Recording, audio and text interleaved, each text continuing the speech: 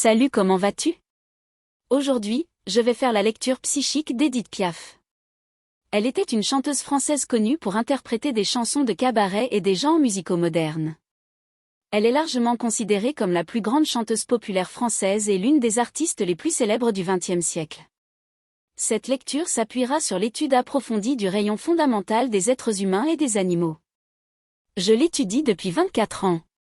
Mais si vous n'en avez jamais entendu parler, sachez qu'au XIXe siècle un sourcier français nommé Mermet a découvert que les minéraux, les animaux et les êtres humains émettent un rayon qu'il appelle le rayon fondamental. Ce rayon individualise l'être, car chaque rayon indique un tempérament et un potentiel particulier.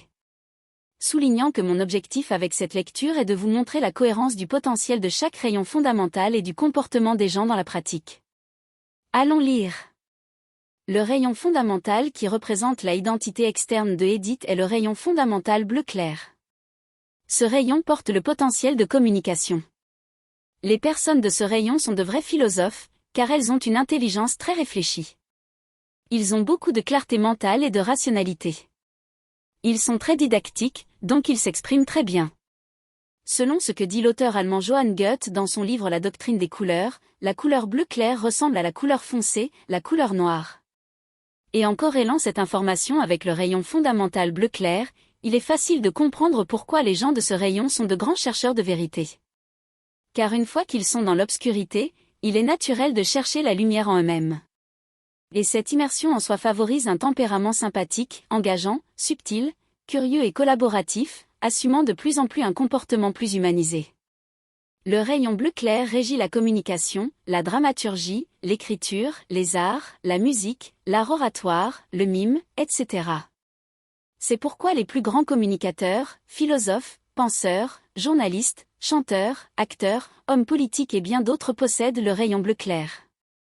Car toutes ces activités ont pour point commun la communication interne et externe bien développée. D'un autre côté, l'identité intérieure de Édith est formée par les rayons bleu clair et orange. Le rayon bleu clair représente son côté masculin, la façon dont elle se projette sur le monde. Dans ce cas, la répétition du rayon bleu clair renforce toutes les inclinations et capacités de ce rayon. Ce sont des gens qui dominent la communication et le plan des idées. Le rayon fondamental qui représente le côté féminin de Édith est le rayon orange.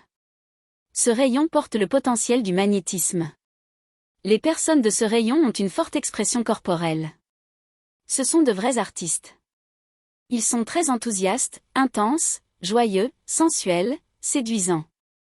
Extrêmement jeunes, ils ne veulent jamais vieillir. De plus, ce rayon porte tout le potentiel du rouge et du jaune.